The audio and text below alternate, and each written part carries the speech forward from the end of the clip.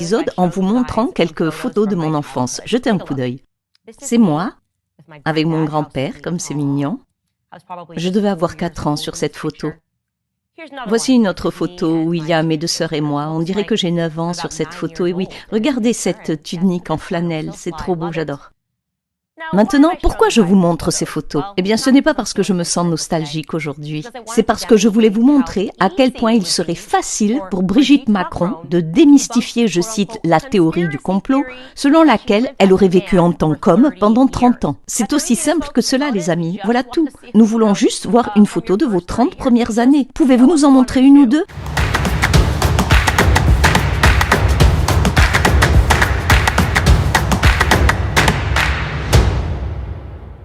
Salut à tous, bienvenue dans Rex, la revue Express. Ici, on va décortiquer l'actualité et les différents faits divers. Je suis avec mon acolyte Cyriac. Salut Cyriac. Salut Janice, comment ça va? Ça va super bien et toi? Ça va, de retour pour un nouvel épisode là. Tu as la pêche? Faut envoyer, on en est là. C'est parti, on va pas tourner autour du pot. Ouais. Aujourd'hui, on va parler d'hommes, de femmes, de transgenres. Oula. Alors, je rappelle un peu les faits. Oui, vas-y. On a Candace Owens, qui est une noire américaine, figure médiatique, qui, dans son podcast, a fait tout un plaidoyer sur la présumée identité masculine de Brigitte Macron. En gros... La présumée identité. En gros, elle est trans. On parle avec des pincettes. Hein. Moi, je veux pas de procès sur le dos. Hein. Attends. Présumée identité. En gros, elle est trans, quoi. Voilà. Jesus Christ. Selon toi, est-ce que Brigitte est un homme ? Bah écoute, moi j'avais suivi la rumeur déjà il y a 3 ans de cela. Je sais qu'il y avait une groupe d'enquêteuses qui avait mené l'enquête. Puis tout d'un coup, tout a disparu. J'ai pas vu, mais de ce que j'avais suivi, effectivement, il y avait la rumeur comme quoi Brigitte Macron était un homme avant. Donc, est-ce que tu as pu avoir d'autres données là-dessus peut-être? Alors, laisse-moi te dire, donc une enquête journalistique de 3 ans qui est sortie non concluante. C'est ça. Alors, ce qui ressort par contre, c'est que Brigitte aurait un frère du nom de Jean-Michel. Et ce qui appuie la théorie justement du complot, entre guillemets, c'est que les photos de Jean-Michel ressemblent beaucoup plus à Brigitte que celles qui sont censées être celles de Brigitte plus jeune. Oh. Oui. En fait, en gros, son frère, c'est elle. C'est la rumeur. C'est la rumeur. C'est la rumeur. Alors, on s'appuie sur différents faits, mettant en prenant la vie de Brigitte d'avant, qui disait que quand elle avait 16 ans, elle s'était installée toute seule aux États-Unis. On trouve que c'est un peu jeune pour une jeune fille à cette époque-là, 16 ans toute seule aux États-Unis, tandis que le frère à cette époque-là, lui, en avait plutôt 24. Donc ça semblait plus logique que quelqu'un de 24 ans puisse vivre seul aux États-Unis. Donc c'est des petits bribes d'informations qui circulent comme ça, qui font qu'on se dit est-ce ou n'est-ce pas un homme? Ok. Et pour aller plus loin dans la théorie... Qu'est-ce que t'en penses déjà? Qu'est-ce que moi j'en pense? Bon, on parle toujours allegedly, comme disent les anglo-saxons. Sous couvert du allegedly. Alors moi, tu sais, la plupart du temps, je suis quand même une adepte de la théorie du complot. Surtout que là, cette théorie-là semble se tenir. Comme disait Candace Owens, et moi aussi, je suis un peu de cet avis. Si c'est faux, en réalité, on lui doit le respect qu'on lui doit. C'est quand même la première dame, faut pas exagérer. Mais je pense que il y a des informations aussi fortes qui sortent, c'est important. Pour moi, c'est important de faire une déclaration qui coupe court à toute ambiguïté. Donc, si effectivement Brigitte n'est pas un homme, il y a sans doute plein de photos qui le prouvent. Pourquoi est-ce que jusqu'à présent, on a uniquement 2 clichés de la personne au cours de 30 années? C'est ça. Un peu bizarre. Moi, ce que j'avais suivi dans l'enquête il y a 3 ans, c'est qu'elle a affirmé que l'un de son mari était médecin ou professeur, je ne sais pas quoi. Donc, elle a donné une photo d'elle et son soi-disant mari, mais il s'avère que le mec, en fait, il était prof des écoles. Donc exactement, c'était une photo avec des instituteurs. Voilà, c'était la photo de classe qu'ils ont coupée, en fait. Et du coup, aussi, apparemment, il n'y a aucune trace, en fait, de ces photos d'enfance. Exactement. Il n'y a aucune trace. Ça, c'est aussi ce que j'avais suivi. Enfin, l'histoire est bizarre. Hein. À moins qu'il y ait eu incendie ou quelque chose de tangible qui nous fait comprendre pourquoi on pourrait perdre des photos de famille. Je pense que c'est un cas qui est assez facile à régler, en réalité. Mais je pense que, laisser planer le doute comme ça, c'est un peu compliqué. C'est un peu compliqué. Bon, moi, personnellement, bon, c'est pas plutôt son passé trouble, peut-être, déjà qui me gêne. Déjà, ce qui me gêne, c'est... Moi, j'ai appelé ça la pédophilie légalisée. Hein. Pardonnez-moi l'expression, mais elle a chopé Macron à 15 ans. On ne parle pas de ça, mais... Bon, là, au moins, c'est un fait. C'est un fait. Après, chacun qualifiera ça comme il veut, mais si on prend les termes légaux, on peut effectivement parler de pédophilie, parce que si... Il y a 20 ans, je ne sais pas combien d'écart, c'est de la pédophilie. Ouais. Parce qu'on a eu le cas, je ne sais pas si tu te souviens, Marie-Kay Le Tourneau, bon, elle est décédée il y a quelques années, c'est quand même assez récent, une professeure américaine qui avait eu aussi une histoire avec son élève très très jeune, ils ont fini par se marier, etc. Mais c'est pareil, c'était le pugilat, on parlait de pédophilie, effectivement. Donc là, bon... C'est l'institution, la haute institution, il faut le taire, il ne faut pas le dire, mais c'est après, un peu le même délire. Hein. Pour rester sous couvert quand même du allegedly, moi quand je regarde le comportement de Macron quand même, c'est très ambigu. Hein. Depuis qu'il est arrivé au pouvoir, notamment déjà sa descente en Martinique, il y a la fameuse photo, je ne sais pas si tu l'as vue, il est avec deux gars, le gars est super à l'aise. Et le gars ramène des, je sais pas, transsexuels danser devant l'Élysée. Là, récemment, il a nommé Gabriel Attal Premier ministre. On sait tous Gabriel Attal, voilà. On le voit en train d'embrasser Trudeau à gauche, à droite. Enfin, bon, moi, j'ai trouvé... Cyriac, est-ce que c'est un crime de soutenir la couche LGBTQ+. Bon, maintenant, ils sont trop LGBTQ+, je sais pas. Maintenant, ils sont trop puissants. Ils sont trop puissants pour dire quoi que ce soit. Mais néanmoins, bon, que ce soit son bord sexuel, c'est même pas mon problème. Mais le souci, déjà, pour moi, c'est que, on a la pédophilie aux plus hautes sphères de l'État. Oui, c'est l'image qu'on renvoie, finalement. Qu'est-ce qu'on prône comme valeur? C'est ça. Et puis, maintenant, la question aussi vient, c'est que, quel est le genre de personne qu'on laisse aussi accéder à la magistrature suprême? Parce que moi, de ce que je peux déduire de ça, c'est que, bon, si on fait monter des personnes comme ça et qu'on leur met à des postes de haute responsabilité, avec un passé douteux de Brigitte Macron, c'est qu'ils ont des dossiers. C'est qu'ils ont des dossiers. Et quand on a des dossiers sur toi, c'est plus facile de te faire chanter. Et c'est plus facile de faire passer peut-être les lois qu'on voit aujourd'hui. Effectivement. Donc, est-ce que ce n'est pas tout un complot ourdi derrière? Allegedly, allegedly toujours, pour faire passer la pilule aux gens, mais voilà, moi je trouve que c'est très très suspect, très très suspect. En tout cas, Candace Owens, elle est très déterminée, hein, parce que du coup, elle a même dit dans un tweet qu'elle était prête à mettre sa carrière en jeu par rapport à cette histoire. C'est ça que je regarde sur X. On pourrait se poser la question de, mais pourquoi une Américaine est aussi virulente par rapport à une histoire qui la concerne même pas, parce qu'elle est même pas française. Son mari est anglais à la base. Ouais, c'est ça. Donc pourquoi est-ce qu'elle mettrait autant de hargne dans cette histoire? Après, pour moi, tu vois, les Américains ne font quand même rien pour rien. Ne soyons pas dupes, comme quoi elles luttent pour une soi-disant justice, etc. Cataloguer la France comme la capitale de la pédophilie en Europe, c'est dire que les Européens sont pédophiles. Ça ramène un tout autre discrédit, on va dire, sur l'Union européenne et toutes ses valeurs et tout ce qui va avec. On a notamment suivi la France égale pédolant, tous ces trucs-là, etc. Les peines allégées pour les pédophiles, ainsi de suite. Donc, déjà, je pense qu'elle essaie de mener un combat, je pense, contre ce bord-là, parce qu'elle est très, très conservatrice, si je peux dire ça.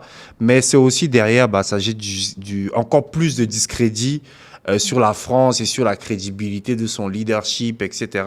En sachant que Macron essaie aujourd'hui de remonter dans les sondages. Donc, tous les coups sont bons pour la battre. Donc, si le gars, il essaie de partir en guerre, on dit non, ta femme est trans, va t'occuper de ta femme, et ainsi de suite. Donc, c'est des coups bas en n'en point finir. Mais moi, je maintiens l'acte par contre, des faits, qui est de la pédophilie. Et pour moi, c'est quand même chaud.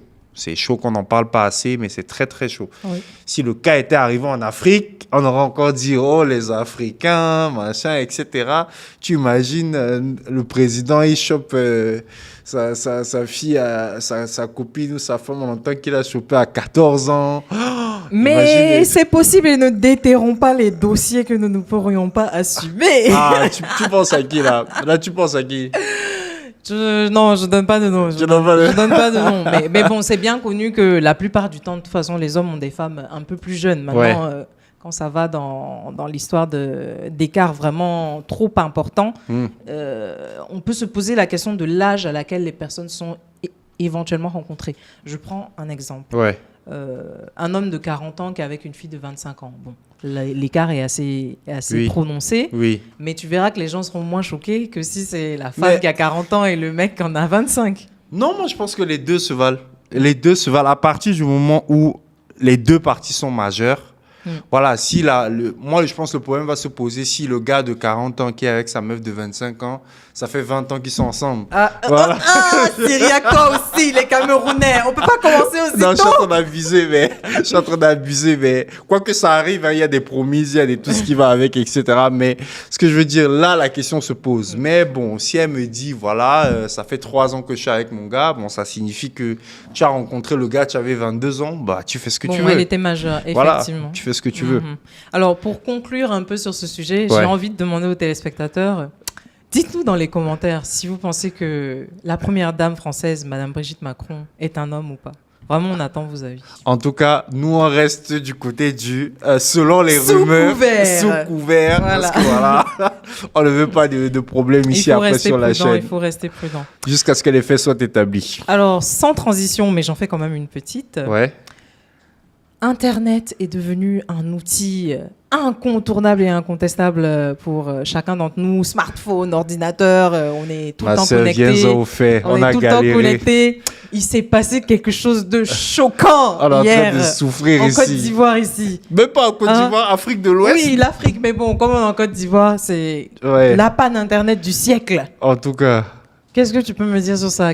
Comment est-ce que tu as vécu Bah, moi, déjà, avant même de blâmer les différents opérateurs et tout, je me suis rendu compte à quel point Internet est devenu vital.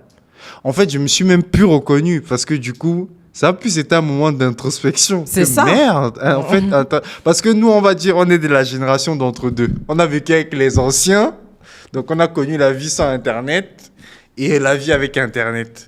Et moi, je me suis dit toujours, bon, moi, je fais partie de l'ancienne époque. Je suis pas de ceux-là, j'ai pas besoin. Et quand Internet s'est coupé hier, mais j'ai lu l'heure. J'ai lu l'heure en chinois, comme on dit. Donc, tu n'as pas de puce. Non, j'ai pas de puce. On va faire des pubs ici, là. Il n'y a personne qui nous paye ici, là. On va biper ça. Donc, du coup, voilà. Ben, je te laisse. Toi, c'était comment? Comment tu as vécu la chose un peu? Moi, j'ai vécu le moment de manière assez fluide parce que, comme on disait, bon, ce sera bipé. J'ai une ça fait 10 ans que... Là debout. Oui, là debout. En fait, j'ai 2 puces, moi. J'ai les deux, en fait. Mais je navigue avec l'autre. Donc, j'ai pas nécessairement été ultra affectée. Mais si forcément tu communiques avec des gens qui sont sur l'autre réseau, là, du coup, ça t'affecte. Et puis, bon, pour travailler, c'était pas évident. Oui, ça, c'est clair. Jusque-là encore, ça l'est toujours pas. Au moment où on tourne cette vidéo, les gars, on n'a même pas de réseau encore. Donc, on sait même pas quand vous allez tomber dessus. Bref. Mais bon, on va quand même poster. Mais c'est aussi ça, là. Franchement, moi, ça m'a permis de peut-être me reconnecter un peu aux autres. J'en ai profité pour dénicher un bon bouquin. Les collègues m'attachaient, là, mais c'était pas mal de lire.